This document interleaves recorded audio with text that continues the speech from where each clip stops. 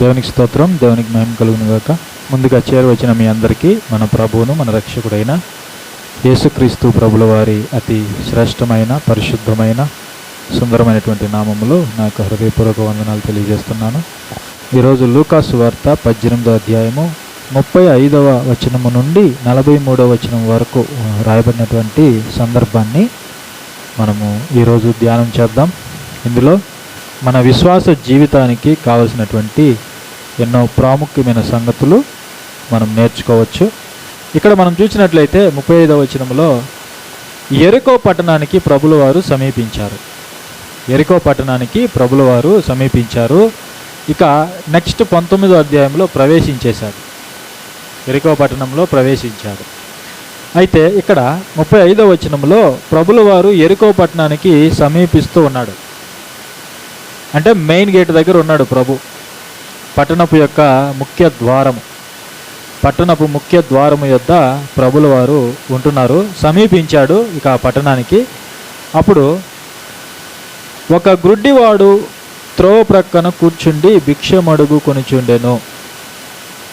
అది యెరికో పట్టణం యొక్క ముఖ్య ద్వారము. అక్కడ ప్రజలు బయటికి వస్తూ లోపలికి వెళుతూ ఉంటారు, జనాలు ఎక్కువగా తిరుగుతూ ఉంటారు. కాబట్టి అక్కడ ఈ గ్రుడ్డివాడు భిక్షమెత్తుకుంటూ ఉండటం మనం చూస్తున్నాం. ఇక్కడ ఈరోజు ఈ గ్రుడ్డివాడైనటువంటి ఈ భిక్షమెత్తుకునే వ్యక్తి ద్వారా క్రైస్తవులమైన మనకు ఒక ప్రాముఖ్యమైన పాఠము, సందేశము దాగి ఉన్నది.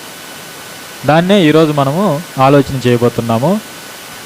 ఈ రోజుల్లో కూడా చాలామంది భిక్షమెత్తుకుంటూ ఉంటారు. ఎక్కడ మెయిన్ రోడ్లు ఎక్కడైతే ఉంటాయో, ఎక్కడ హాస్పిటల్స్, స్కూల్స్, అలాగే దేవాలయాలు, చర్చిలు ఎక్కడైతే ఉంటాయో, జనాలు ఎక్కువగా ఎక్కడెక్కడైతే గ్యాదర్ అవుతూ ఉంటారో అక్కడ భిక్షగాళ్ళను మనం చూస్తుంటాం, భిక్షాటన చేసేవారిని మనం చూస్తూ ఉంటాం. ఎందుకంటే అక్కడ జనాలు ఎక్కువగా వస్తారు కాబట్టి వారికి ఏమైనా ఇస్తారేమో అని ఆశతో వాళ్ళు ఎదురు చూస్తూ ఉంటారు.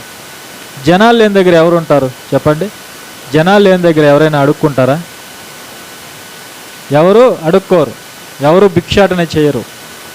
జనాలు ఎక్కడైతే ఎక్కువగా మరి గ్యాదర్ అవుతూ ఉంటారో అక్కడ మాత్రమే భిక్షాటన చేసుకోవడం మనం చూస్తూ ఉంటాము. అలాగే ఇక్కడ కూడా యెరికో పట్టణం యొక్క ముఖ్య ద్వారము దగ్గర, గేటు దగ్గర యేసు ప్రభుల వారు సమీపిస్తూ ఉన్నారు. అప్పుడు ఒక వ్యక్తి అక్కడ కూర్చొని ఉన్నాడు. అతను గ్రుడ్డివాడైనటువంటి భిక్షకుడు. గ్రుడ్డివాడు అతను భిక్షాటన చేసుకుంటూ ఉన్నాడు.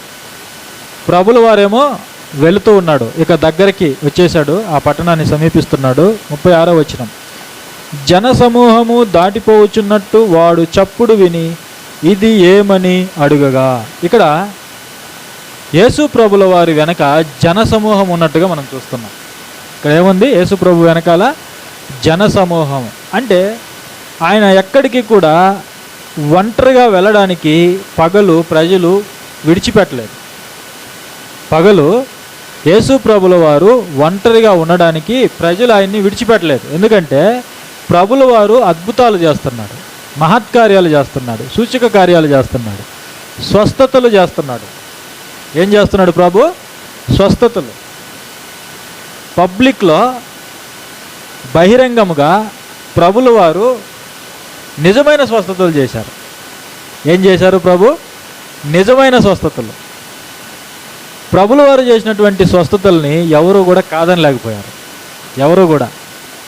ఆయనకి ఎంతోమంది శత్రువులు ఉన్నారు. మొదటి శతాబ్దం నుండి కూడా ఇప్పటి వరకు యేసు ప్రభుల వారు తిరిగి ఈ లోకానికి వచ్చేంత వరకు కూడా ఆయనకి శత్రువులు ఉండే ఉంటారు. ఈ ప్రపంచం ఉన్నంత వరకు కూడా ప్రభుల వారికి శత్రువులు ఉండే ఉంటారు. అయితే నాడు నేడు ఎప్పుడైనా సరే ప్రభుల వారు చేసినటువంటి అద్భుతాలను తప్పుబట్టే వాళ్ళు లేరు. అబద్ధమని నిరూపించడానికి వీలు లేదు. ఎవరు వాటిని అబద్ధాలుగా చిత్రీకరించలేరు. నాడు నేడు నాడున్నటువంటి ఆయన శత్రువులు కూడా, ఆయన్ని ఎవరైతే తిరస్కరించారో, ఆయన్ని ఎవరైతే అసహించుకున్నారో, ఆయన ఎవరికైతే నచ్చలేదో వారందరూ కూడా ఆయన చేసినటువంటి అద్భుతాలను కాదనలేకపోయారు. ఎందుకంటే అవి కళ్ళ ముందు జరుగుతున్న వాస్తవాలు, అవి కళ్ళ ముందు జరిగాయి. ఎంతోమంది సాక్ష్యాలు ఇచ్చారు, వాటిని పొందుకున్న వాళ్ళు సాక్ష్యాలు ఇచ్చారు. ఈరోజు ఉన్నాయా నిజమైన సాక్ష్యాలు? ఈరోజు ఉన్నాయా? బైబిల్లో అద్భుతాలు ఉన్నాయి, స్వస్థతలు ఉన్నాయి, అపోస్తులు చేశారు. అపోస్తులు చేసిన వాటిని కూడా నాడున్న శాస్త్రులు పరిసయ్యులు కాదని లేకపోయారు. మరి ఈరోజు అలాంటి వాతావరణమే ఉన్నదా నిజంగా? చెప్పండి ప్రియులారా. ఇప్పుడు ఒకవేళ బైబిల్లో చేసినట్లుగా ఈరోజు బోధకులుగా పిలువబడుతున్న వాళ్ళు చేస్తున్నట్లయితే వారికి ప్రత్యేకంగా ఒక సభని ఏర్పాటు చేసుకోవాల్సిన అవసరం ఏముంది చెప్పండి? ప్రత్యేకంగా ఒక సభని ఏర్పాటు చేసుకొని, ఒక మీటింగ్ ఏర్పాటు చేసుకొని, ఒక స్టేజ్ ఏర్పాటు చేసుకొని, ఆ స్టేజ్ మీద మాత్రమే అద్భుతాలు చేయవలసినటువంటి అవసరత ఏముంది చెప్పండి? ఉన్నదా? ఏమైనా అవసరత ఉన్నదా? లేదు కదా. అయితే ఈ రోజుల్లో చాలా మోసాలు అనేవి జరుగుతున్నాయి. చాలా మోసాలు. వాక్యాన్ని అడ్డం పెట్టుకొని మరి త్వరగా ధనవంతులుగా మారిపోవాలనో, లేకపోతే త్వరగా పేరు ప్రఖ్యాతులు గడించాలనో, దేనికో మరి చాలామంది బోధకులు ఈ స్వస్థతలు, ఈ అద్భుతాలు చేయడానికి తహతహలాడిపోతున్నారు. ఆలోచన చేయండి ఒకసారి. ఈ లోకంలో ఏది శాశ్వతం? ఏది శాశ్వతం చెప్పండి? పేరు శాశ్వతమా? ధనం శాశ్వతమా? ఈ పేరు కోసము, ఈ ధనం కోసము ప్రభు నామాన్ని ఎంతగా దూషణ పాలు చేస్తున్నారో, ఎంతగా అవమాన పాలు చేస్తున్నారో ఒకసారి మీరు ఆలోచన చేయండి. సరే, స్వస్థతలు చేస్తున్నామని చెప్తున్నారు. ఆ మీటింగ్కి వచ్చిన వాళ్ళు అందరికీ స్వస్థతలు చేస్తున్నారా మీరు? అందరికీ? బైబిల్ ప్రకారం అయితే యేసు ప్రభు దగ్గరికి ఎవరినైతే, ఎంతమంది అయితే వచ్చారో అందరికీ బాగు చేసినట్లుగా మనం చూస్తాం. అందరి మీద చేతులుంచి ప్రార్థన చేయగా అందరూ స్వస్థత పొందుకున్నారు. అలాగే అపోస్తుల దగ్గరికి వచ్చిన వారికి కూడా అందరికీ స్వస్థతలు జరిగాయి. సరే, ఇప్పుడు బహిరంగంగా చేయండి అని అడగకపోయినా కూడా కనీసం ఆ మీటింగ్లో వచ్చిన ఆ కొంతమందికైనా, ఆ కొంతమందిలో అందరికీ మీరు అద్భుతాలు చేసి అందరినీ స్వస్థపరిచి మీరు పంపిస్తున్నారా? ఒకవేళ మీరు అలా చేయకపోతే ఆ అవమానం ఎవరికి చెప్పండి? ఆ అవమానం ఎవరికి? మీకేం పోయింది? అలా తుడుచుకుని వెళ్ళిపోతారు. ఎందుకంటే మీరు నిజమైన సేవకులు కాదు. మీ ఉద్దేశం వేరే, మీరు సేవ చేస్తున్నటువంటి ఉద్దేశం వేరే. నిజంగా వాక్యాన్ని స్థాపించాలి, మనుషుల వాస్తవాలను బయట పెట్టాలి, మనుషులకు మారు మనసు కలిగించే వాక్యాన్ని ప్రకటించాలి అనే ఉద్దేశము వారిలో లేదు.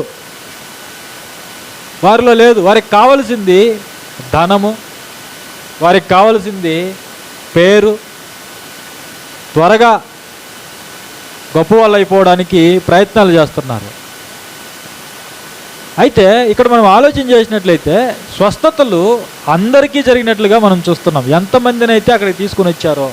ఇప్పుడు ఒక అన్యుడు ఒక సాక్ష్యం ఇస్తున్నాడంటే, నేను ఎంతో ఆశతో వచ్చాను స్వస్థత కోసం, కానీ నాకు ఇక్కడ ఎలాంటి అద్భుతం జరగలేదు అని ఒక అన్యుడు సాక్ష్యం చెప్పినప్పుడు యేసు ప్రభు మీద ఎలాంటి ఆలోచన మనుషులకి వస్తుంది? ఒకసారి మీరు ఆలోచన చేయండి. ఎలాంటి ఆలోచన వస్తుంది యేసు ప్రభు మీద? అవునా కదా? ఇప్పుడు అందరూ ఎవరిని హేళన చేస్తారంటే యేసు ప్రభువుని హేళన చేస్తారు. యేసు ప్రభు మాకు స్వస్థత చేయలేదు. అవునా కదా? బోధకుడిని ఎవరు అనరు, బోధకుడు తప్పించుకుంటాడు. ఎన్నో సాక్ష్యాలు వాళ్ళు చెప్తున్నారు, మాకు ఏ విధమైన స్వస్థత జరగలేదని. కానీ ఈ బోధకులే మళ్ళా కొంతమందిని మనుషుల్ని పెట్టుకొని, మీరు ఇక్కడికి వచ్చి చూడండి, నిజంగా ఇక్కడ అద్భుతాలు జరుగుతున్నాయని మరలా చెప్పిస్తారు. వాటిని నమ్మి ప్రజలు వెళితే అక్కడ ఏమీ జరగవు. అక్కడ అన్ని గారడీలు మాత్రమే చేస్తారు. గారెలు చేసేది ఎవరు? గారడీ సీమోన్ లాంటి వాళ్ళే గారడీలు చేస్తారు. అవునా కదా? ఆలోచన చేయండి. అయితే మొదటి శతాబ్దంలో ప్రభు కానీ అపోస్తులు కానీ వారు చేసినటువంటి అద్భుతాలు నిజమైనవి, వారు చేసినటువంటి స్వస్థతలు నిజమైనవి. వాటిని వారి శత్రువులు కూడా కాదనలేకపోయారు. ఆ విధంగా ఉండాలి ఒకవేళ మనం అద్భుతాలు చేస్తే, ఆ విధంగా ఉండాలి ఒకవేళ మనం స్వస్థతలు చేస్తే. మరి ఈరోజు చేయగలుగుతున్నారా చెప్పండి? అదే విధంగా చేయగలుగుతున్నారా? సరే, ఇక్కడ ఏం జరుగుతుందో మనం చూద్దాం. జనసమూహము దాటిపోవచ్చున్నట్టు వాడు చప్పుడు విన్నాడు. చప్పుడు, ఏ చప్పుడు విన్నాడు? యేసు ప్రభు వెనకాల జనసమూహాలు తరలి వెళ్తున్నారు. గుంపులుగా ప్రజలు ప్రభు వెనకాల ఉన్నారు. అంటే పగటిపూట ప్రభులు వారు ఒంటరిగా లేడు. ఒంటరిగా ఆయన ఎవరు కూడా విడిచిపెట్టడం లేదు. అందుకే ప్రభుల వారు ఒంటరిగా రాత్రిపూట వెళ్ళేవాడు, కొండకి ఒంటరిగా వెళ్ళేవాడు రాత్రిపూట. ఎందుకంటే రాత్రిపూట ప్రజలందరూ నిద్రపోతూ ఉంటారు కాబట్టి ప్రభువుని విడిచిపెట్టారు. ప్రభు ఒంటరిగా తండ్రితో గడపడానికి, ప్రార్థనలు గడపడానికి వెళ్ళాడు. పెందల కడనే లేచి అంటాడు, రాత్రంతా ప్రార్థనలో గడిపాడు అంటాడు. అంటే ప్రభుల వారికి ఒంటరిగా దొరికిన సమయం ఏంటంటే రాత్రి, లేదంటే ఎర్లీ మార్నింగ్. ఇక పగలు వచ్చేసిందంటే ప్రభువుని ఎవరు విడిచిపెట్టరు. పిల్లలు మొదలుకొని వృద్ధుల వరకు కుటుంబ సమేతంగా ప్రభు దగ్గరికి వస్తున్నారు. చాలామంది కుటుంబ సమేతంగా చూడదగిన సినిమా అంటారు. ఒక సినిమా రిలీజ్ అయితే ఈ సినిమా ఎలాంటిదట? కుటుంబ సమేతంగా చూడదగినది. అక్కడికి వెళ్ళామనుకోండి, కుటుంబ సమేతంగా ఎవరూ చూడలేరు ఈ రోజు ఉన్నటువంటి సినిమాలు. తల్లి బిడ్డలు చూడగలరా? అన్నాజీలు చూడగలరా? చెప్పండి, చూడగలరా ఈరోజు వచ్చే సినిమాలు? కానీ ఏమని ప్రకటనలు చేస్తారు? కుటుంబ సమేతంగా చూడదగినటువంటి సినిమాలట. క్రైస్తవులు కుటుంబ సమేతంగా ప్రార్థన చేసుకుంటారా? చెప్పండి, ప్రభు సన్నిధికి కుటుంబ సమేతంగా వస్తారా? రావడంలా, చాలామంది కనపడడంలా. ఎక్కడికి వెళ్తున్నారు? ఏం జరిగింది అంటే బిజీగా ఉన్నారు. చూడండి, ఒక కార్యానికైతే కుటుంబ సమేతంగా, ఒక పెళ్ళికైతే కుటుంబ సమేతంగా వెళ్తారు. ఎందుకు చెప్పండి? భోజనం తిని రావచ్చు, అవునా కదా? ఒక ఫంక్షన్కి అయితే కుటుంబ సమేతంగా వెళ్తారు. ఇక్కడ ప్రభు దగ్గరికి కూడా జనాలు, పిల్లలు మొదలుకొని వృద్ధుల వరకు. 5 రొట్టెలు 2 చేపలు అద్భుతంలో ఒక బాలుడి దగ్గర ఉన్నాయట. 5 రొట్టెలు 2 చేపలు అంటే పిల్లలు కూడా, పిల్లలు మొదలుకొని వృద్ధుల వరకు అందరూ ఆ మీటింగ్కి అటెండ్ అవుతున్నారు, యేసు ప్రభు యొక్క మీటింగ్కి. సరే, కనీసం మీటింగ్కి అయితే పర్వాలా, ఆయన ఎక్కడికి వెళ్తే అక్కడికి వెళ్తున్నారు. ఆయన్ని విడిచిపెట్టడం లేదు. ఆయన ఎక్కడికి వెళితే అక్కడికి. ఒక గ్యాంగ్ ఉండేది ప్రభు వెనకాల ఎప్పుడు కూడా. ఒక గ్యాంగ్, ఒక సమూహం, సమూహాలుగా ప్రభు వెళ్తుంటే, ప్రభు ముందు వెళ్తుంటే, వెనక అనేక మంది వెళ్తుంటే, ఆ చప్పుడుకి ఇతనికి అర్థమైంది ఎవరో వెళ్తున్నారు. ఆ చప్పుడు విన్నాడట. అంటే అంతమంది ఒకేసారి నడుచుకుంటూ వెళ్ళిపోతుంటే ఆ చప్పుడు, వారి యొక్క అడుగుల చప్పుడు అతనికి వినిపించింది. అప్పుడు ఏమంటున్నాడు అతను? ఇది ఏమని అడుగగా వారు, నజరేయుడైన యేసు ఈ మార్గమున వెళ్ళుచున్నాడని వానితో చెప్పారు. ఎవరట వెళుతున్నది? చూడండి, యేసు అని చెప్పడం లేదు అక్కడ ఏమని చెప్తున్నాడు? నజరేయుడైన యేసు. యేసు ప్రభుల వారు ఆ కాలంలో ఎలా ఫేమస్ అయ్యాడంటే నజరేయుడైన యేసు. మనం పాడుకుంటాం కదా, నజరేయుడా నా యేసయ్య అని. నజరేయుడు ఆయన ఫేమస్ అయ్యాడు, నజరేయుడుగా ఫేమస్ అయ్యాడు. ఎందుకంటే ఆయన నజరేతులో పెరిగాడు. ఆయన ఎక్కడ పుట్టాడు? ఆయన బెత్లెహేములో పుట్టాడు. ఆయన ఎక్కడ పెరిగాడు? నజరేతులో పెరిగాడు. ఆయన పుట్టింది బెత్లెహేములో, కానీ ఆయన పెరిగింది నజరేతులో. ఆయన ద్వారా ఆయన ఎక్కడ పుట్టాడో, ఎక్కడ పెరిగాడో ఆ 2 ప్రాంతాలకి ఘనత వచ్చింది. మరలా ఆయన ఎక్కడ పుట్టాడో, ఎక్కడ పెరిగాడో ఆ 2 ప్రాంతాలు ఈరోజు ఎంతో ఘనత కలిగినవిగా ఉన్నాయి. అవునా కదా? బెత్లెహేముకి ఘనత వచ్చింది, నజరేతుకి ఘనత వచ్చింది. మనం బ్రతికితే ఎలా బ్రతకాలి చెప్పండి? మన జీవితాన్ని బట్టి మనం ఉన్నటువంటి గ్రామానికి లేదా పట్టణానికి పేరు తేవాలి. మనం బ్రతికినటువంటి, మనం పెరిగిన లేక మనం పుట్టిన ఆ ప్రాంతానికి వన్నె తెచ్చేవారిగా మనం ఉండాలి. ఇంకా చెప్పాలంటే ఆ పేరు నీ పేరుకి యాడ్ అవ్వాలి. యేసు ప్రభు జీవితంలో అదే జరిగింది. ఆయన ఎవరట? నజరేయుడైన యేసు. ఆయన ఎక్కడ పెరిగాడో ఆ ప్రాంతాన్ని కలుపుకొని ఇక్కడ పిలుస్తున్నారు యేసు ప్రభుని. నజరేయుడైనటువంటి యేసు. మరి మనం ఉన్నటువంటి ప్రాంతాలకు మనల్ని బట్టి పేరు వస్తుందా? చెప్పండి, పేరు వస్తుందా? రావాలంటే మనం చేతులు కట్టుకొని ఉంటే వస్తుందా? చెప్పండి, మనం చేతులు కట్టుకుంటే వస్తుందా? మనం ప్రభు కోసం జీవిస్తే వస్తుంది. ప్రభు చేసిన కార్యాలు మనం చేస్తే వస్తాయి. ప్రభు చేసిన కార్యాలు మనం చేస్తే ఆ పేరు వస్తుంది, లేకపోతే ఆ పేరు రాదు. ప్రభువుకు ఎందుకు ఆ పేరు అంటే, ప్రభు నిరంతరము తండ్రి అప్పగించిన పనుల్లో ఉన్నాడు. తాను పెరిగిన ప్రాంతంలో అయినా సరే, పుట్టిన ప్రాంతంలో అయినా సరే, పరిసర ప్రాంతాల్లో అయినా సరే, ఎక్కడైనా సరే ప్రభుల వారు తండ్రి అప్పగించిన పనులు చేసుకుంటూ వెళ్ళిపోతున్నాడు. వాక్యం ప్రకటించుకుంటూ వెళ్ళిపోతున్నాడు. అందులో భాగంగా అద్భుతాలు, స్వస్థతలు చేస్తున్నాడు. అనేక మందిని కరుణిస్తున్నాడు. అనేక మందికి తండ్రి ప్రేమను చూపిస్తున్నాడు, కనపరుస్తున్నాడు. తండ్రి ప్రేమను పంచుకుంటున్నాడు. అనేక మంది ఆయన చేస్తున్నటువంటి అద్భుతాలకు ఆయన వెంబడించడం ప్రారంభించారు.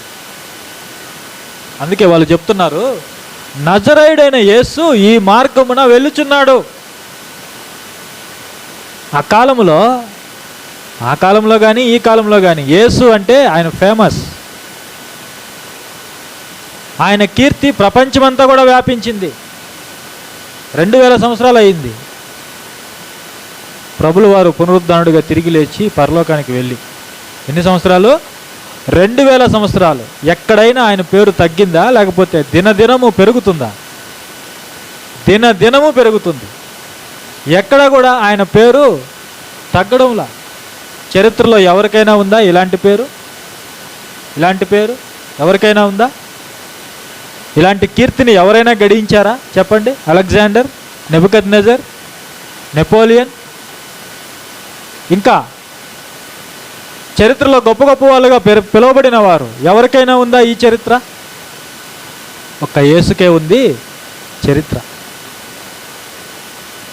ఒక్క యేసుకే ఉంది ఆ ఘనత, ఆ కీర్తి. అది ఏ కాలంలో అయినా సరే.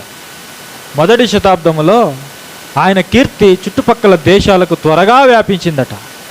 చిన్నపిల్లలు మొదలుకొని వృద్ధుల వరకు ఆయన గురించి తెలియని వారు ఎవరు కూడా లేరు. చిన్నపిల్లలు మొదలుకొని వృద్ధుల వరకు ఆయన గురించి తెలియని వాళ్ళు ఎవరు లేరు. ఎవరి నోట విన్నా ఆయన మాటే.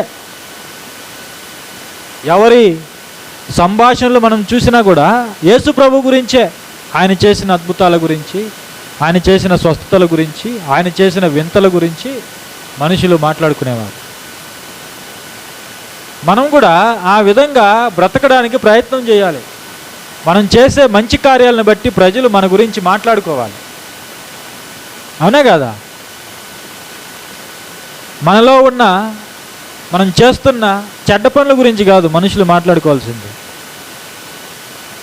మనం చేస్తున్న మంచి పనులను బట్టి, దేవుడు మనకు అప్పగించిన పనులను బట్టి ప్రజలు మన గురించి సంభాషించుకోవాలి. ఆ విధంగా ఉన్నాయా మన సంభాషణలు, మన మాటలు? మన సంభాషణలు ఉప్పు వేసినట్టుగా రుచిగా ఉండాలట. ఉన్నాయా మన సంభాషణలు? రుచిగా ఉన్నాయా లేకపోతే చేదుగా ఉన్నాయా? మన మాటలు ఎవరినైనా చేదుగా పలకరిస్తున్నాయా? చెప్పండి. మంచి మాటలు వస్తాయా మన నోటికి? ప్రేమ కలిగిన మాటలు వస్తాయా? ఇక్కడ ఎవరి నోట మనం చూసినా కూడా ప్రభు యొక్క మాటలే. ప్రభు గురించే మాట్లాడుకుంటున్నారు. ఆయన మాటలు, ఆయన బోధలు, ఆయన చేసినటువంటి స్వస్థతలు, వాటి గురించే మాట్లాడుకుంటున్నారు. అందుకే ఆయన ఫేమస్ అయ్యారు. అందుకే ఆయన గురించి అందరికీ తెలుసు. వాళ్ళు చెప్తున్నారు, నజరేయుడైన యేసు ఈ మార్గమున వెళ్ళుచున్నాడు. అప్పుడు అతనికి బలు వెలిగింది, అప్పుడు అతనికి ఫ్లాష్ అయింది, ఓ నజరేయుడైన యేసు. అంతకుముందు విన్నటువంటి పేరు ఇది. యేసు అనే మాట ఎన్నోసార్లు విన్నటువంటి మాట. ఎవరి గురించి అయితే విన్నాడో ఈ గ్రుడ్డి భిక్షకుడు, ఎవరి గురించి అయితే విన్నాడో గతంలో, అతను ఇప్పుడు ఎక్కడున్నాడు? యేసు ప్రభువుకి సమీపంగా ఉన్నాడు. ఎక్కడ ఉన్నాడు? యేసు ప్రభువుకి సమీపంగా ఉన్నాడు. ఇంకా చెప్పాలంటే యేసు ప్రభు అతనికి సమీపంగా వచ్చాడు. అవునా కదా? ఆ గుడ్డివాడు వెళ్ళాడా యేసు ప్రభు దగ్గరికి? లేకపోతే యేసు ప్రభువే వచ్చాడు? యేసు ప్రభువే అతనికి సమీపంగా వచ్చాడు. ఇక్కడ ఈరోజు యేసు ప్రభు మనకు సమీపంగా వచ్చాడు. అలనాడే కాదు, ఈనాడు కూడా ప్రభు మనకు సమీపంగా వస్తున్నాడు. వచ్చాడు, వాక్యం ద్వారా వచ్చాడు. ఎందుకు వచ్చాడు ఆయన? ఎందుకు వస్తున్నాడు? లైట్ మనం ఎందుకు వేసాం? వెలుగు కోసం, వెలుతురు కోసం మనం లైట్ వేసాం. లైట్ ఎందుకు వచ్చింది? మనకు వెలుగు ఇవ్వడానికి. అవునా కదా? మనకు వెలుగు ఇవ్వడానికి యేసు ప్రభు ఎందుకు వచ్చాడు? నిజమైన వెలుగు ఆయన. ఈ లైట్ భౌతికమైన వెలుగు మనకిస్తే, నిజమైన వెలుగు మన జీవితంలో నిజమైన వెలుగునిస్తుంది, మన జీవితాన్ని వెలిగిస్తుంది. ఏం చేస్తుంది? మన జీవితాన్ని వెలిగిస్తుంది, మన జీవితాల్ని బాగు చేస్తుంది, పడిపోయిన మన జీవితాల్ని తిరిగి కడుతుంది, చెడిపోయినటువంటి మన జీవితాన్ని బాగు చేస్తుంది, పతనమైనటువంటి మన జీవితాన్ని మరలా పునరుద్ధరిస్తుంది యేసు ప్రభు. అందుకే ఆయన సమీపంగా వచ్చాడు. మనల్ని బాగు చేయాలని ఆయన సమీపంగా వచ్చాడు. మన కుటుంబాలను బాగు చేయాలని ఆయన సమీపంగా వచ్చాడు. అందుకే ఆయన వచ్చాడు. దొంగ దేనికి వస్తాడట? దొంగ దోచుకోవడానికి, హత్య చేయడానికి వస్తాడు. అయితే దేవుడు ఎందుకు వస్తాడు? మనలను బ్రతికించడానికి, మనలను బాగు చేయడానికి వస్తాడు, లేక మనం రక్షించడానికి వస్తాడు. అవునా కదా? అలనాడు దేవుడు మోషే దగ్గరికి ఎందుకు వచ్చాడు? ఇప్పుడు ఎందుకు వచ్చాడు? ఇశ్రాయేలీయుల్ని రక్షించడానికి, ఇశ్రాయేలీయులను కఠినమైన బానిసత్వం నుంచి విడిపించడానికి మోషే నేను దిగి వచ్చి ఉన్నాను అన్నాడు. ఈరోజు కూడా దేవుడు మనకు సమీపముగా ఎందుకు వచ్చాడు? మనలను బ్రతికించడానికి, మనలను బాగు చేయడానికి వచ్చాడు. ఈ గుడ్డివాడికి యేసు ప్రభు సమీపంగా వచ్చాడు. అతనికి ఒక విషయం అర్థమైంది, ఈయన నజరేయుడైన యేసు. అయితే అక్కడ ఏం జరుగుతుందో చూద్దాం. వారు నజరేయుడైన యేసు ఈ మార్గమున వెళ్ళుచున్నాడని వానితో చెప్పిరి. అప్పుడు వాడు, యేసు దావీదు కుమారుడా, నన్ను కరుణించుమని కేకలు వేయగా. చూడండి, అతనికి ఒక విషయం అర్థమైంది. యేసు ప్రభు గురించి గతంలో విన్నాడు. గ్రుడ్డి వారికి చూపునిచ్చాడు, చెవిటి వారికి చెవులిచ్చాడు, వినగలిగే శక్తినిచ్చాడు. తర్వాత కుష్ఠరోగులను బాగు చేశాడు, చనిపోయిన వాళ్ళని లేపాడు, ఎన్నో అద్భుతాలు, ఎన్నో స్వస్థతలు చేశాడు. ఇప్పుడు నాకు ఉన్నటువంటి ఈ సమస్యను కూడా యేసు ప్రభు మాత్రమే బాగు చేయగలడు. యేసు ప్రభు మాత్రమే తీర్చగలడు ఈ సమస్య నుండి. యేసు ప్రభు మాత్రమే నన్ను విడిపించగలడు అని ఒక్క కేక వేశాడు. అతను ఎవరు? వాస్తవంగా అతను ఎవరు? భిక్షకుడు, భిక్షాటన చేసుకునేవాడు. సహజంగా భిక్షాటన చేసుకునే వాళ్ళు ఏం కోరుకుంటారు? ప్రజల దగ్గర నుండి ధనము, అన్నము, ఇంకా ఏవైనా వస్త్రాలు. అవునా కదా? కోరుకుంటారు, ఇలాంటివి ఆశిస్తారు ప్రజల యొద్ద నుండి. ఆహారము, ధనము, వస్త్రాలు, ఇంకా ఏవైనా అవసరాలు ఉంటే వారు వాటిని ఆశిస్తారు.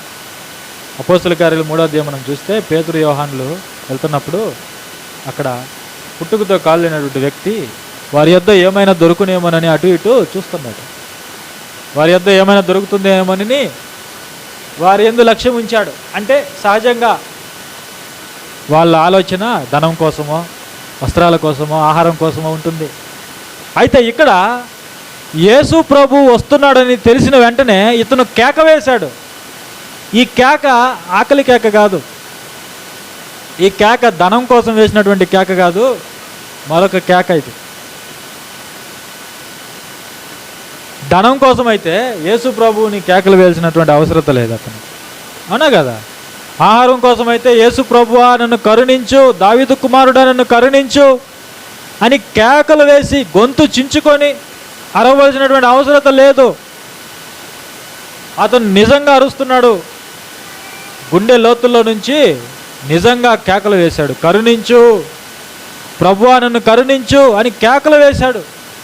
ఇది ధనం కోసమా చెప్పండి? ధనం కోసమైతే ధనం వేసేవాళ్ళు చాలామంది ఉన్నారు ఎరికో పట్టణంలో. ఎరికో పట్టణము ముఖ్య ద్వారము యొద్ద వచ్చిపోయే వాళ్ళు ఎంతోమంది ఉన్నారు అతనికి ధనం సహాయం చేయడానికి, ఆహారం ఇవ్వడానికి, అవునా కదా? ఎంతోమంది ఉన్నారు. అయితే ఇతను ధనం కోసం కేక వేయడం లేదు. మరి దేనికోసం ఆ కేక? చూడండి,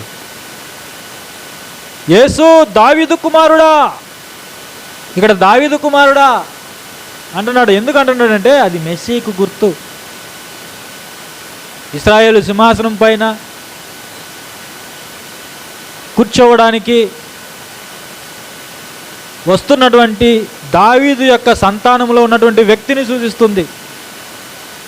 దావీదుకి దేవుడు వాగ్దానం చేశాడు, నీ సంతానము నిరంతరము సింహాసనం పైన, నీ సంతానమును నిరంతరము ఈ సింహాసనం పైన కూర్చుండబెడతాను అని. ఆ సంతానం ఎవరు? సొలొమోను కాదు, ఆ సంతానం యేసు ప్రభు. ఆ సంతానం యేసు ప్రభు. కాబట్టి మెస్సీకు సూచనగా దావీదు కుమారుడా నన్ను కరుణించు అని కేక వేశాడు. నన్ను కరుణించు. ధనం కోసం అయితే కరుణించు అంటాడా చెప్పండి? కరుణించు అంటాడా? ధనం కోసం కాదు, ఇక్కడ ఇంకేదో కావాలని అతను ఆశ కలిగిన వాడుగా ఉన్నాడు. ఈరోజు మీకేం కావాలి? ఈరోజు మనకేం కావాలి ప్రియులారా? డబ్బుంటే అన్నీ వచ్చేస్తాయి అనుకుంటారు. డబ్బుంటే ఏవి? కొన్ని వస్తాయి కానీ కొన్ని రావు. శాంతి సమాధానము డబ్బుతో కొనలేము, సంతోషాన్ని డబ్బుతో కొనలేము. నిజమైన సంతోషాన్ని, నిజమైన ఆనందాన్ని, నిజమైన సఖ్యతను ధనముతో మనం కొనలేము. ధనముంటే అన్నీ వచ్చేస్తాయి అనుకోవడం అది మన భ్రమ. ధనవంతులు చాలామంది ఈరోజు సంతోషముతో లేరు. ఉన్నారా? లేరు.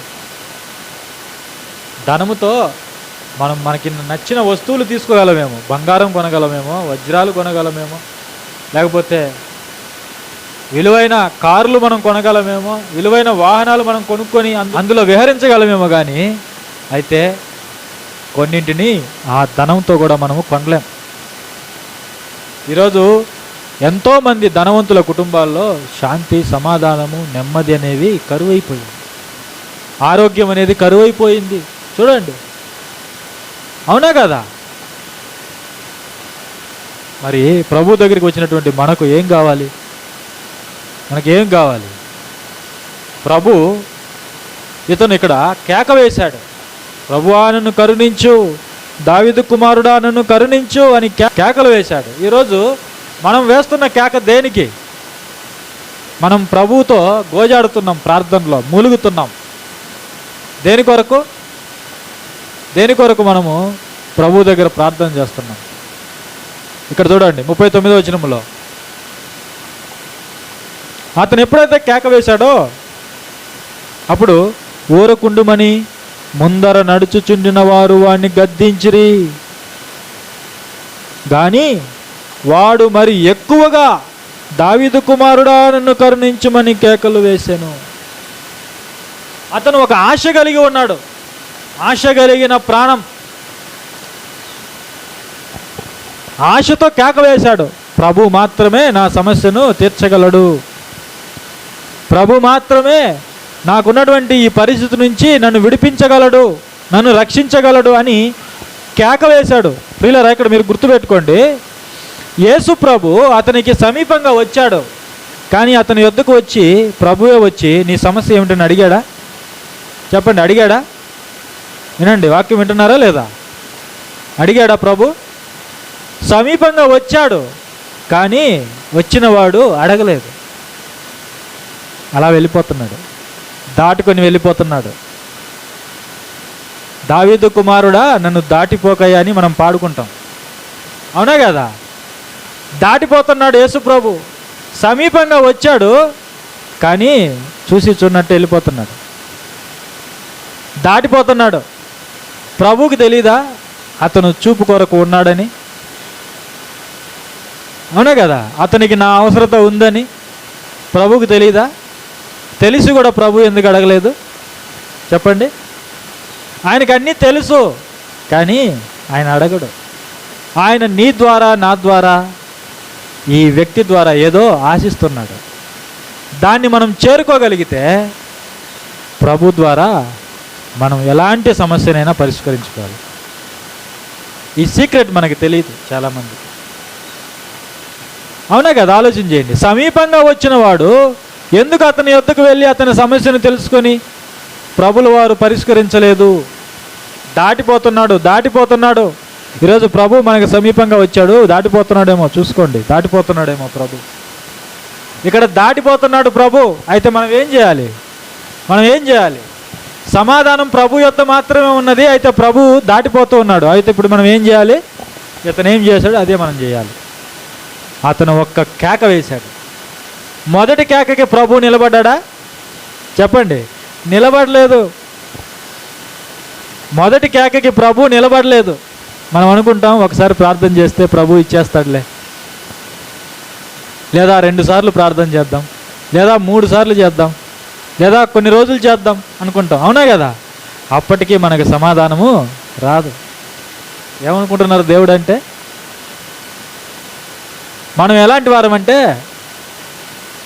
అందరినీ మన చేతుల్లో పెట్టుకోవాలనుకుంటాం, అవునా కదా? అందరినీ మన చేతుల్లో పెట్టుకోవాలనుకుంటాం.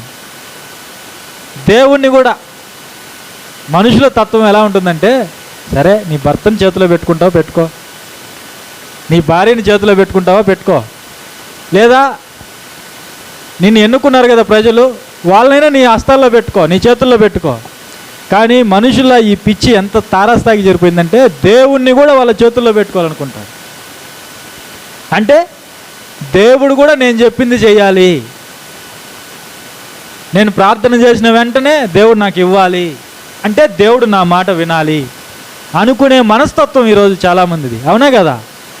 అందుకే ప్రార్థన చేసిన వెంటనే వాళ్ళకి అడిగింది ఇవ్వలేదనుకోండి, ఆ కోపం దేవుడి మీద చూపించి ఇక మందిరానికి మానేస్తారు చాలామంది, అవునా కదా? ఆలోచన చేయండి.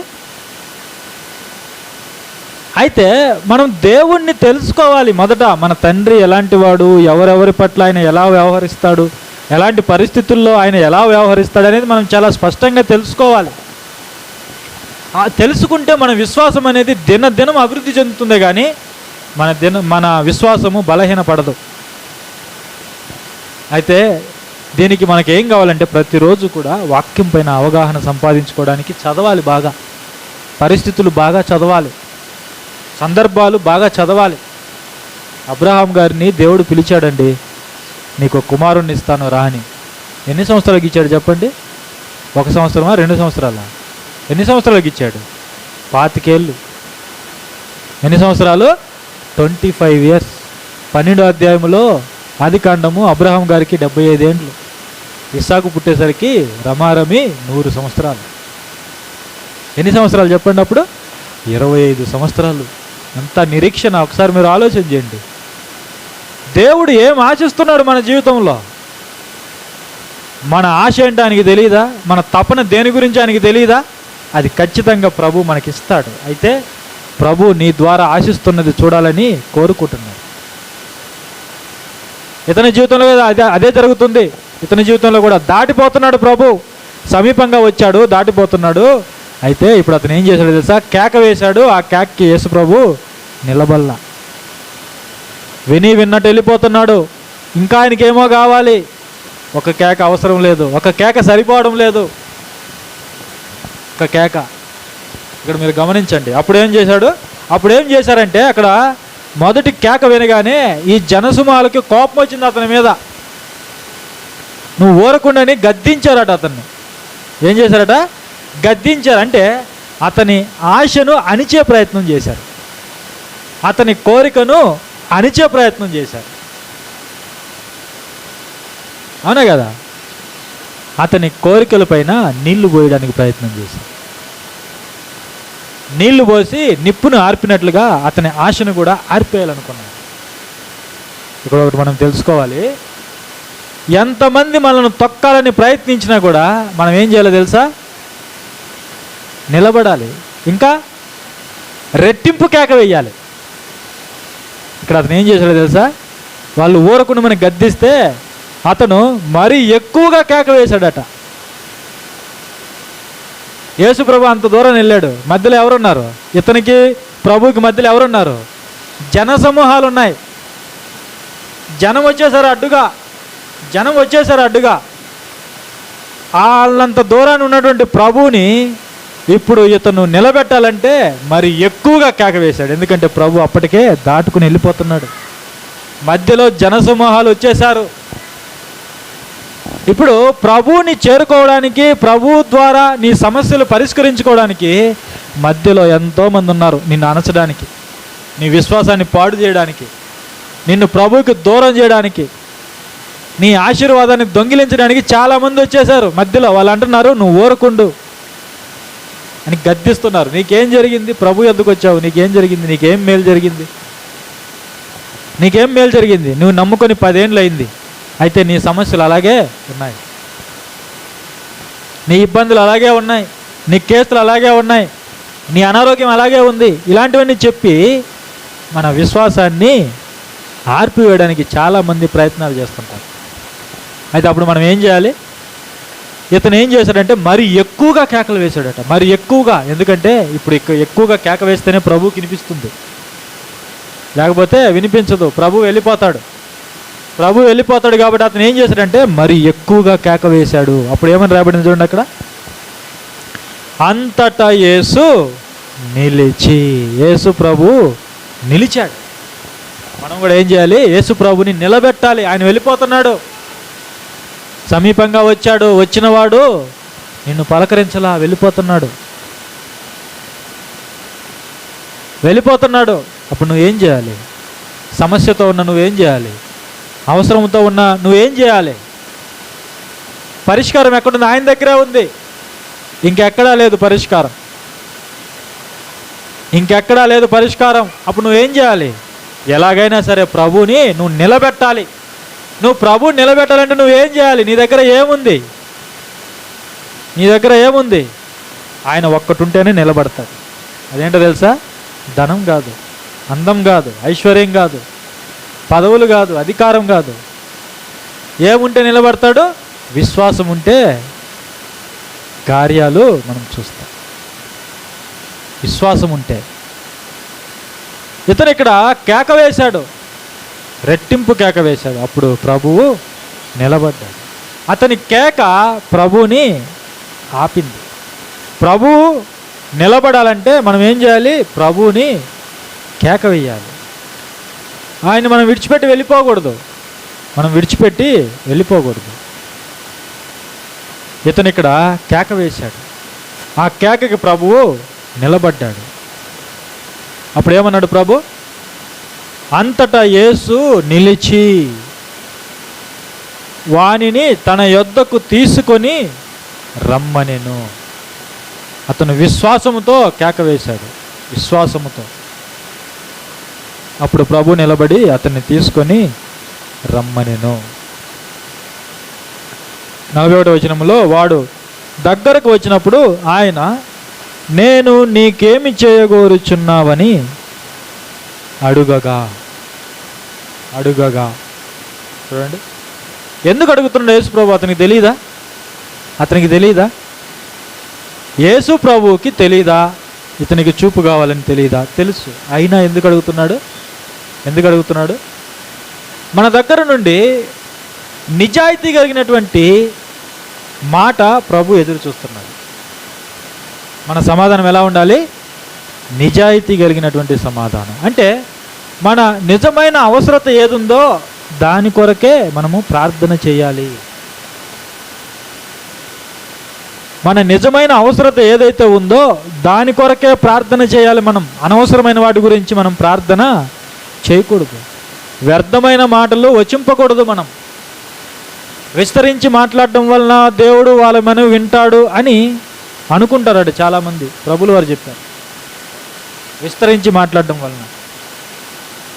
అందువలన చాలామంది ప్రార్థనలో వ్యర్థమైనటువంటి మాటలు వచిస్తూ ఉంటారు. అంటే పనికిరాని అడుగుతూ ఉంటారు, అవసరం లేని అడుగుతూ ఉంటారు. మనం అనుకుంటాం అవి మనకు అవసరమే అని, కానీ వాస్తవానికి నీకు అవి అవసరము లేదు. కానీ వాటిని అడుగుతూ ఉంటారు చాలామంది, నిజాయితీగా అడగరు చాలామంది. అందుకే ప్రభు ఇక్కడ అడుగుతున్నాడు, నేను నీకు ఏమి చేయాలని కోరుచున్నావు? అతని సమాధానం కూడా ఎలా ఉందో చూడండి. అతని సమాధానము ధనమో వస్త్రమో ఇలాంటివి అడగలేదు. ఇక నాకు ఎన్నో సంవత్సరాలు గడిచిపోయాయి చూపు ఇంకెవరు కూడా ఇవ్వలేరు, ప్రభు దగ్గర ధనం అడిగి తీసుకుందాము, ఆ ధనముతో మిగిలిన జీవితాన్ని గడిపేద్దామని అనుకోలేదు అతను. అవునా కదా? అలా అనుకోలేదు అతను ఏం అడిగాడో చూడండి. వాడు, ప్రభువా చూపు పొందగోరుచున్నాను నేను. అతని నిజమైన అవసరత ఏంటి? అక్కడ చూపు. అతనికి ఉన్న నిజమైన అవసరత చూపు. నీ నిజమైన అవసరత నువ్వు గుర్తెరిగావా?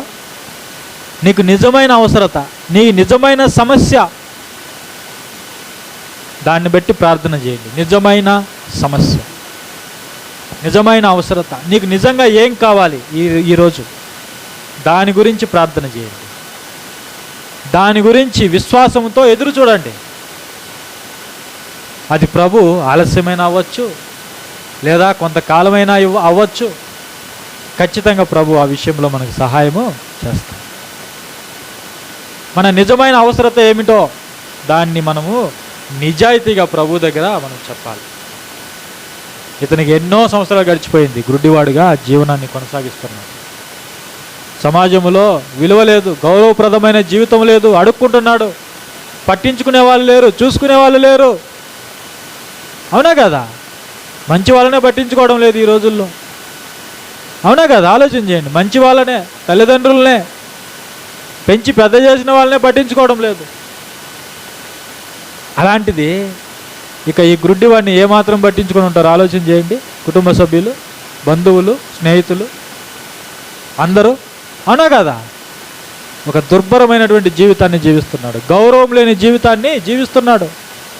ఓకే, గౌరవం లేకపోయినా ఎవరు పట్టించుకోకపోయినా పర్వాలా, కానీ చీకటిలో జీవిస్తున్నాడు. ఎన్నో సంవత్సరాలు గడిచిపోయాయి చీకటిలో. లోకాన్ని చూడలేదు, వెలుగుని చూడలేదు, అంధకారంలో మగ్గిపోతున్నాడు అడుక్కుంటూ. అతను అడుగుతున్నాడు, నేను చూపు పొందగోరుచున్నాను. ఒకసారి మీరు ఆలోచన చేయండి. ఆ ఇమేజ్ని, ఆ చిత్రాన్ని ఒకసారి మీరు ఊహించుకోండి. ఎలా అడుగుంటాడు ప్రభువుని. అవునా కదా? ఆ ఒక్క మాటలో తన జీవితంలో ఎలాంటి చీకటిని అనుభవించాడో దాన్ని అంతటిని వ్యక్తపరిచే విధంగా అడుగుంటాడు అతను. అవునా కదా? అడుగుంటాడు. అతని బాధని, అతని ఆశని, దావీదు కుమారుడా యేసు నన్ను కరుణించు అనే మాటలో వ్యక్తపరిచాడు. అది మామూలు కేక కాదు, అది వేదనతో కూడుకున్నటువంటి కేక. ఇక్కడ కూడా అతను ఎలాంటి చీకటి బ్రతుకుని బ్రతికాడో దాన్ని అంతటిని కూడా ఆ మాటలో వ్యక్తీకరిస్తూ ప్రభువుని వేడుకుంటూ ఉండొచ్చు. ప్రభువా నేను చూపు పొందగోరుచున్నాను. అప్పుడు ప్రభు అన్నాడు, యేసు చూపు పొందుము. ఏమన్నాడు? చూపు పొందుము. ఎంత సులభంగా చెప్పాడు చూడండి ప్రభు. ఎందుకంటే ప్రభు దగ్గర ఏముంది? స్వస్థత ఇచ్చే శక్తి ఆయన దగ్గర ఉంది. ఎందుకంటే ఆయన మనిషి కాదు, ఆయన దేవుడై ఉన్నాడు. స్వస్థపరిచే శక్తి ఆయన దగ్గర ఉంది. ఆయన అంటున్నాడు, ఈజీగా చెప్తున్నాడు, నువ్వు చూపు పొందు. ఈరోజు స్వస్థత బోధకులు అంటారా ఆ విధంగా? అంటారా? చెప్పండి, అంటారా? వాళ్ళు ఒక సమస్యతో వస్తే ఇతను ఒకటి చెప్తుంటాడు, ఇతను ఒకటి చెప్పి వారిని మార్గం తప్పించి మాయలు చేస్తూ ఉంటారు ఈ రోజుల్లో చాలామంది. వాళ్ళు దేని కొరకు వచ్చారో దాన్ని బాగు చేయరు. ఒక ఆమె స్వస్థత కోసం వస్తే ఆమె పేరు పెట్టి పిలిచి, నీ భర్త నిన్ను విడిచిపెట్టి వెళ్ళిపోయాడు అని చెప్తున్నాడు. ఆమె తన కుమారుని తీసుకొని వచ్చింది. ఆ కుమారునికి కాళ్ళు బాగోలేవు, స్వస్థత కోసం వచ్చింది. ఇప్పుడు ఆ స్వస్థత బోధకుడు ఏం చేయాలి? కాళ్ళు ఇవ్వాలా, లేకపోతే ఆమె గత జీవితాన్ని చెప్పాలా? చెప్పండి, గత జీవితాన్ని చెప్పాలా? కాళ్ళు లేని ఆ కుమారుడికి కాళ్ళు ఇవ్వాలా? ఏం చేస్తే న్యాయం? మీరు చెప్పండి, ఏం చేస్తే న్యాయం? ఏం చేస్తే బాగుంటుంది? అవసరంతో నీ దగ్గరికి వచ్చారు, నువ్వేం చేయాలి? అవసరాన్ని తీర్చాలి కదా. నువ్వు చలి కాసుకో, మంట వేసుకో, చలి కాసుకో, ప్రార్థన చేసుకో అంటే అవునా కదా? యాకోబు పత్రికలో ఉంది ఆ మాట, నేను చెప్పడం లేదు. యాకోబు పత్రిక 2వ అధ్యాయము 14వ వచనములో, ఆనాటికి భోజనం లేక సహోదరుడైనా సహోదరి అయినా దిగంబరత్వం కలిగి నీ దగ్గరికి వస్తే వారితో సమాధానముగా వెళ్ళు, చలి కాచుకో అని చెప్పకూడదట. ఏం చేయాలి? వారికి భోజనం పెట్టాలి, వస్త్రాలు ఇవ్వాలి, చలి కాసుకోమని చెప్పడం కాదు. ఇప్పుడు నువ్వు నిజంగా స్వస్థతలు చేసేవాడు అయితే ఎవరైతే స్వస్థత కోసం వచ్చారో వారికి స్వస్థత చేయాలి. కానీ వారి జీవితంలో భర్త విడిచిపెట్టి వెళ్ళిపోయాడు అవన్నీ అవసరమా చెప్పండి? సరే, ఆ భర్త ఎప్పుడు వస్తాడో తిరిగి ఎప్పుడు వస్తాడో చెప్పాడా? లేదు. కుమారునికి కాళ్ళు ఇచ్చాడా? లేదు. మరి ఏం చేస్తున్నారు వీళ్ళంటే? గారడీలు చేస్తున్నారు, మోసాలు చేస్తున్నారు, ప్రజలను విభ్రాంతికి గురి చేస్తున్నారు. యేసు ప్రభు స్వస్థపరుస్తున్నాడు. ఇక్కడ ఏమంటున్నాడు? అయితే నువ్వు చూపు పొందు, నువ్వు చూపు పొందు. నీ దగ్గర నిజంగా స్వస్థత ఉంటే నీ దగ్గరికి వచ్చిన వాళ్ళని నిరాశతో పంపించొద్దు, ప్రభు నామాన్ని హేళన చేయొద్దు, అపహాస్యం చేయొద్దు. నీ దగ్గర ఆ శక్తి లేకపోతే అలాంటివన్నీ మానుకో. వాక్యాన్ని ప్రకటించు నిజాయితీగా, సువార్తను ప్రకటించు నిజాయితీగా. సువార్త ప్రకటిస్తే రాదండి పేరు, సువార్త ప్రకటిస్తే రాదు. దేవుడు సహాయం చేయడు. పేరు కోసం, ధనం కోసం ఇంతటి మోసాలు చేయాలనా? దేవుణ్ణి మోసం చేయాలనా? ప్రజలను మోసం చేయాలనా? చెప్పండి, అవసరం లేదు కదా. నిజాయితీగా సువార్తను ప్రకటిస్తే నీకు కావలసిన సహాయాన్ని ఖచ్చితంగా దేవుడు నీకు ఇస్తాడు, చేస్తాడు. ఇక్కడ ప్రభు అంటున్నాడు, యేసు చూపు పొందుము, చూపు పొందుము. ప్రభు దగ్గర ఆ స్వస్థత శక్తి ఉంది కాబట్టి నువ్వు చూపు పొందు అన్నాడు. అయితే అతను ఆ స్వస్థత పొందుకోవడానికి ప్రభు అన్న మాట చూడండి, నీ విశ్వాసము నిన్ను స్వస్థపరచనని వానితో చెప్పాను. నీ విశ్వాసము నిన్ను స్వస్థపరచనని వానితో చెప్పాను. నీ విశ్వాసము నిన్ను స్వస్థపరచనని వానితో చెప్పాను. మనలో ఏముండాలంటున్నాడు? విశ్వాసం ఉండాలి. ఈ గుడ్డివాడైనటువంటి ఈ భిక్షకుడికి ఉన్నది ఏంటి తెలుసా? విశ్వాసం. ప్రభుని బలంగా నమ్మాడు. ప్రభు మాత్రమే నాకు ప్రతిఫలాన్ని ఇవ్వగలడు, నాకు స్వస్థత ఇవ్వగలడని నమ్మాడు. దేవుని యొద్దకు వచ్చేవాడు దేవుడు ఉన్నాడని, తను అడుగువానికి ప్రతిఫలము దయచేయవాడని నమ్మి ఆయన దగ్గరికి రావాలట. అదే విశ్వాసం అంటే. విశ్వాసం అంటే ఏంటి? అదే, దేవుడు నాకు సహాయం చేస్తాడు, ఆయన ఉన్నాడు, నాకు సహాయం చేస్తాడు అని మనం రావాలి. అలాంటి విశ్వాసంతో మనం ప్రభు యొద్దకు వస్తే మన సమస్యకు పరిష్కారాన్ని మనకు అనుగ్రహిస్తాడు. నీ విశ్వాసము నిన్ను స్వస్థపరిచనని వానితో చెప్పాను. వెంటనే వాడు చూపు పొంది దేవుని మహిమపరచుచు ఆయనను వెంబడించెను. ప్రజలందరూ అది చూచి దేవుని స్తోత్రము చేశారు. అతను చూపు పొందుకున్నాడు, కృతజ్ఞతగా ప్రభుని వెంబడించాడు. కృతజ్ఞత. చూపు పొందినవాడు ప్రభుని విడిచిపెడతాడా? చెప్పండి, విడిచిపెట్టడు. ఎందుకంటే నిజముగా స్వస్థత పొందాడు కాబట్టి. కృతజ్ఞతగా ప్రభుని వెంబడించాడు. మరి మన జీవితంలో దేవుడు అంతకంటే అద్భుతమైన స్వస్థత ఒకటి చేశాడు. ఏంటి తెలుసా? పాపముల నుంచి మనల్ని విడిపించాడు. పాపము నుండి మనల్ని విడిపించాడు.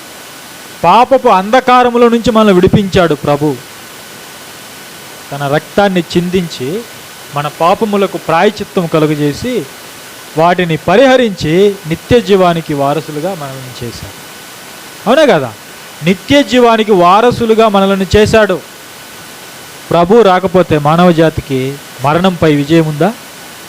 ప్రభు ఈ లోకానికి రాకపోతే మానవ జాతికి నిత్య జీవం ఉందా? మానవ జాతికి రక్షణ ఉందా?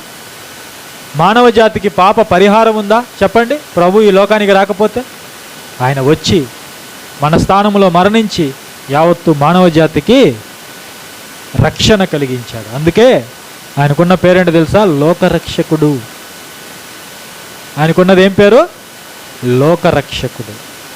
తను మరణించటం ద్వారా, తన రక్తాన్ని చిందించటం ద్వారా లోకాన్ని రక్షించాడు పాపముల నుండి. ఆయన తిరిగి లేవటం ద్వారా యావత్తు మానవ జాతికి జీవాన్ని అనుగ్రహించాడు. యావత్తు మానవ జాతికి జీవాన్ని అనుగ్రహించాడు. కాబట్టి మనం ఏం చేయాలి? ఈ కార్యాన్ని బట్టి, ఇతనికి జరిగిన స్వస్థతను బట్టి దేవుణ్ణి మహింపరుస్తూ ప్రభువుని వెంబడించుకుంటూ వెళ్ళిపోయాడు. దాన్ని చూసినటువంటి జనసమూహము దేవునికి స్తోత్రాలు చేశారు. ఇప్పుడు దేవుడు మన పాపములను పరిహరించాడు. ఇప్పుడు మనం ఏం చేయాలి? ఇది ఇంకా అద్భుతమైనటువంటి స్వస్థత. ఇది పాపముల నుండి విడుదల. ఇది మరి ఇప్పుడు మనం ఏం చేయాలి? ప్రభువుని వెంబడించాలి. మనం కూడా ఏం చేయాలి? మనం కూడా ప్రభువుని వెంబడించాలి. ప్రభు కొరకు జీవించాలి. ప్రభు చేసిన కార్యాలు మనం కూడా చేయాలి. ప్రభు చేసిన బోధలు మనం కూడా చేయాలి. ప్రభు జీవితాన్ని మనం ప్రకటించాలి. ప్రభు జీవితాన్ని మనము చూపించాలి, ప్రకటించాలి. అప్పుడు మనల్ని చూసిన వాళ్ళు ఏం చేస్తారో తెలుసా? మనల్ని బట్టి దేవుణ్ణి మహింపరుస్తారు. గుర్తుపెట్టుకోండి, మనల్ని బట్టి దేవుణ్ణి మహింపరుస్తారు. మార్పు చెందిన నీ జీవితాన్ని బట్టి గతంలో నిన్ను చూసిన వాళ్ళు నీ నిజమైన మార్పును బట్టి నీ దేవుణ్ణి గణపరుస్తారు, నీ దేవుణ్ణి స్తుతిస్తారు. అవునా కదా? ఆలోచన చేయండి. పౌలు ఒకప్పుడు హింసించేవాడు సంఘాన్ని, తర్వాత మారిపోయాడు. మారిన పౌలును చూసి క్రైస్తవులందరూ ఏం చేశారు తెలుసా? అపోస్తుల కార్యాలు చదవండి. మారిన పౌలును చూసి అక్కడ ఉన్నటువంటి క్రైస్తవులు, శిష్యులు అందరూ కూడా దేవుణ్ణి మహింపరిచారు. మనం నిజంగా మార్పు చెందితే మనల్ని బట్టి అనేక మంది దేవుణ్ణి స్తుతిస్తారు. ఓకే, అలాంటి జీవితాన్ని మనం సంపాదించుకోవాలి. ప్రభు ద్వారా ఏదైనా సరే మనం సంపాదించుకోవాలంటే, నిజమైన నీ సమస్యను పరిష్కరించుకోవాలనుకుంటే నీవు విశ్వాసము కలిగి ఉండాలి. ప్రార్థన ఆపకూడదు. ప్రార్థన ఏం చేయకూడదు? ఆపకూడదు. అవి ఎన్ని సంవత్సరాలైనా కానివ్వండి, ఎన్ని సంవత్సరాలైనా సరే, ఎన్ని రోజులైనా సరే ప్రార్థన ఆపొద్దు. ఆ ప్రార్థన ఏం చేసింది? ఇతను కేక వేశాడు కదా, అది ప్రార్థన అని మనం అనుకుందాం. ప్రభువుని నిలబెట్టింది ఏంటి చెప్పండి? నిరీక్షణతో కూడుకున్న, విశ్వాసంతో కూడుకున్న అతని ప్రార్థన. అవునా కదా? విశ్వాసంతో కూడుకున్న అతని ప్రార్థన, అతను వేసినటువంటి కేక ప్రభువుని నిలబెట్టింది. అక్కడ మనం విశ్వాసంతో చేసే ప్రార్థన కూడా ప్రభువుని నిలబెట్టాలి. ఓకే, ఆ విధంగా మనం జీవిస్తూ విశ్వాసం కలిగి ప్రభు ద్వారా సమస్తాన్ని మనం సంపాదించుకోవాలని కోరుకుంటూ మరి నా చిన్న ఆత్మీయ సందేశాన్ని ముగిస్తున్నాను.